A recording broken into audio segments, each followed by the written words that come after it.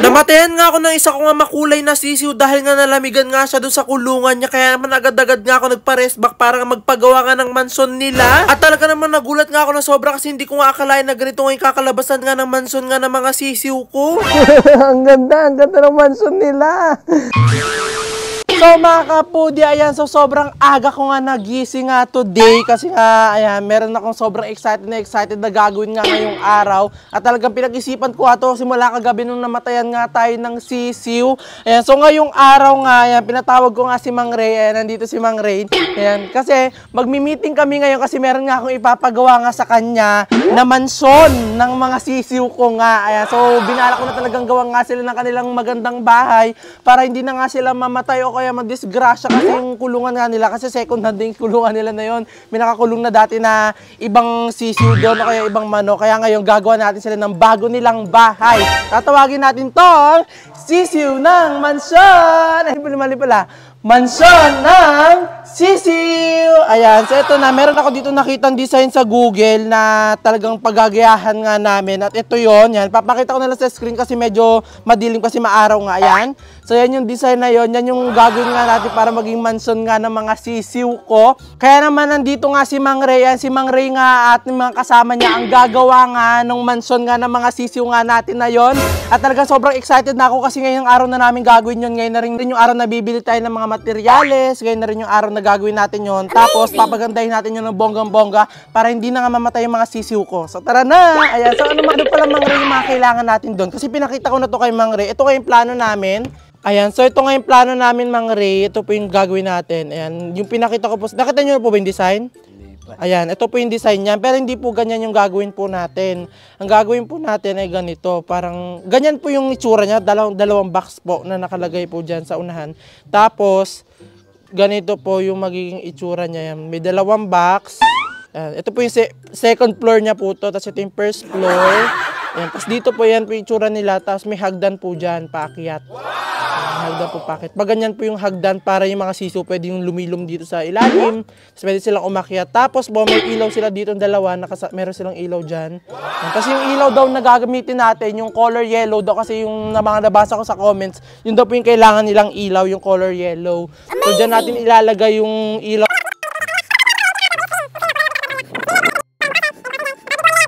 So ngayon na namin gagawin yung mansion na yan ng sisiw namin at sisimulan na natin yan. So tara na Mang Ray, tara na!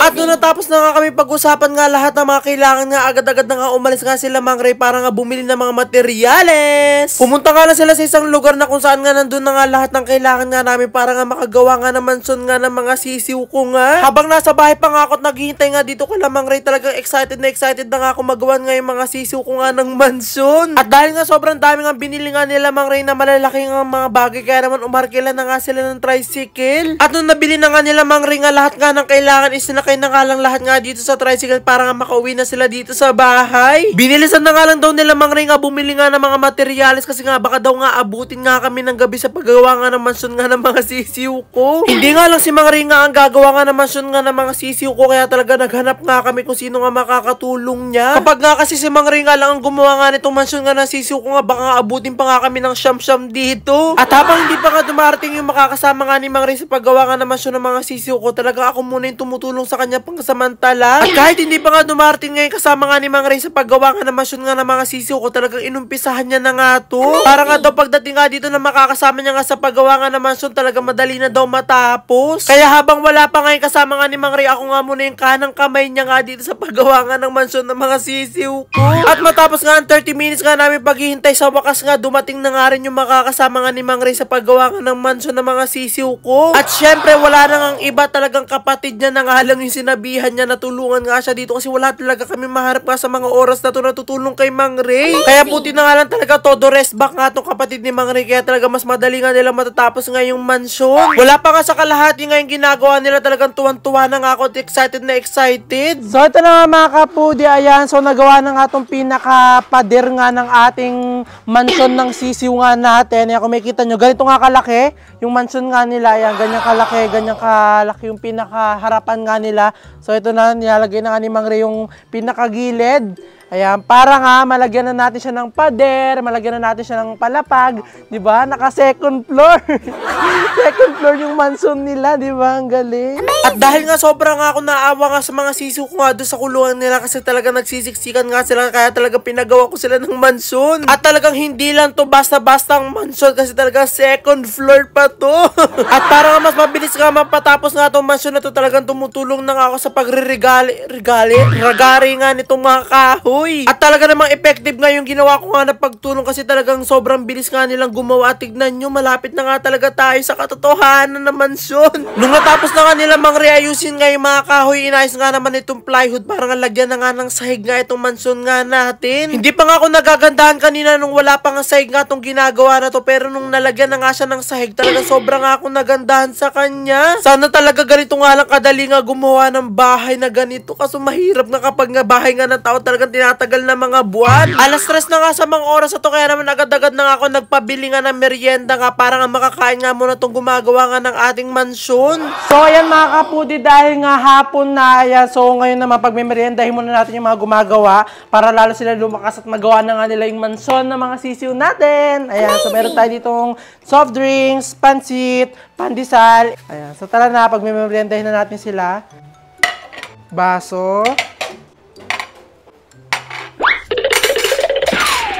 Ayan. So, tara na. Merienda po muna kayo. Mamaya na po yan. Merienda po muna kayo. Ayan. May pandesal po. Tapos ito po yung pansit.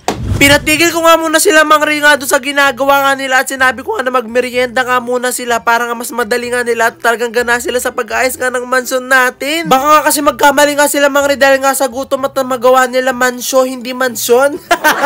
At talaga namang sarap na sarap nga sila Mang Ray nga dito sa pansit nga na pina-order ko nga doon sa aming restaurant na talaga namang sobrang sarap ng mga pagkain. At bumalik na nga tayo dito nung natapos na nga kumain sila Mang Ray, tumuloy na nga sila dito sa ginagawa nila. At ginagawa na nga nila Mang Ray yung talagang sobrang excited na nga ako na magawa itong ang hagdan dito sa mansyon nga ng mga sisiw ko. Hindi nga kasi makakapunta nga sa second floor nga ng mansyon nga itong mga sisiw ko kapag nga walang hagdan, kaya talagang pinagawa ko talaga to. At talagang mukha nga siya naging bahay nga ng tao nung nalagyan nga siya ng hagdan, mukha nga siyang bungalow. Unti-unti na nga nagagawa nga nila Mang Ray ngayon mansyon namin at ginagawa naman nila ngayon magpuprotekta nga sa mga sisiw ko itong ang screen nila. At hindi ko na nga napigilan at inabot na nga kami ng gabi dito nga sa ginagawa na nga naming mansyon nga ng mga sisiw. At habang unti-unti nga siya nagagawa, talaga sobrang na nga ako nagaganda na talagang sobrang excited na nga ako na matapos nga tong mansyon nga nila. For sure talagang sobrang magiging safe na nga dito ang mga sisiw ko at talaga makakapaglaro pa nga sila ng up and down kasi may second floor yung mansyon.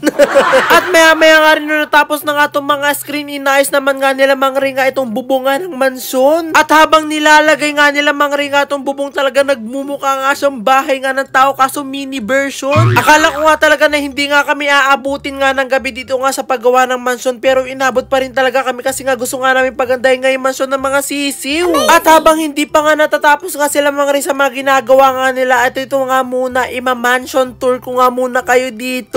Dito nga talaga akong enjoy nga dito sa hagdan kasi tignan nyo, ang cute. Di ko nga alam kung makakakyat dito yung mga sisiw ko. At nung naayos na nga nila Mang Ray nga yung bubong, inayos nga naman nila tong haligi nga nitong mansyon nga natin para talaga magmukha na talaga siyang mansyon. At ito na nga yung kinalabasan nga ng mansyon nga natin na nakabit na nga yung isang haligi. At talagang tignan nyo, mukha talaga siyang kubo sa probinsya, hindi mukhang mansyon.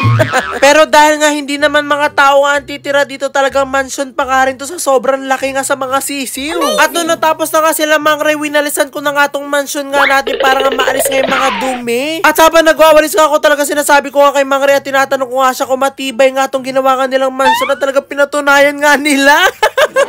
At kahit pa nga daw 2 tao nga humiga nga dito sa mansyon nga ng mga sisiw ko, talaga hindi talaga to masisira. So ito na nga mga kapudi, after ilang oras ay napag-aayos nga at paggawa nga sa mansyon ng mga sisiw natin, sa wakas natapos na nga ito. Amazing! At ito na nga yung result niya, ipapakita ko na sa inyo. Ayan, so bukas ko pa ilalagay dito yung mga sisiw ko na makukulay, hindi mo na ngayon, pero ipapakita ko na sa inyo yung naging kinalabasan, yung pinapagawa natin na mansyon ng mga sisiw. Ayan, so ito na, 1, 2, 3, yan! Ayan! Gawa na ang ating mansyon ng mga sisiw. Diba? Ang ganda! Amazing! Ayan, ang ganda. So, ito pa. Yan, dito naman sa harap nito, yan kung makikita nyo, may screen kami nilagay dito. Hindi na namin siya tinakloban or nilagyan ng ng plywood ulit or tinakpan. Kasi nga, yung mga sisiw nga natin, gusto natin sila makita dito sa labas. Kasi pag tinakpan nga natin to, itong pinakalabas nga na to, hindi na natin makikita yung mga sisiw sa loob. Kaya talagang, ito na lang inilagay namin. Lalagyan na lang namin siya ng trapal para hindi sila lamigin. Ayan, so ito, yan kung makikita nyo, meron tayo dito dalawang. Ayan, dito natin ilalagay or dito tayo maglalagay ng mga pagkain ng sisiw. Amazing! Mga inumin, dyan natin sila i-check. Ayan, para makita natin kung ano na yung kalagayan nila. Ayan. So, magkakabit pa dito si Mang Ray ng ilaw para talagang, kasi yung ilaw na yun ang pinakakailangan nga ng mga sisiw para hindi sila mamatay. Kailangan nila ng mag-iinit sa katawan nila. So, ito na. Ayan. Wow! At bago nga ang finished product, syempre hindi nga mabubuhay nga itong mga sisiw ko kapag nga walang ilaw, kaya talagang kinabit na nga namin. At nung nabuksan na nga yung mga ilaw nga dito sa mansyon ng sisiw ko, talagang wala nga ako masabi kung hindi wow, sa sobrang ganda. At nung sinubukan ko nga patayin nga yung mga ilaw ko nga, talagang lalong gumanda nga yung loob nga ng mansyon. At talagang sure nga ako na matutuwa nga ng sobra dito yung mga sisiw ko. Matutuwa. Kaya abangan nyo bukas ang paglipat ng mga sisiw ko dito sa mansyon nila. Amazing!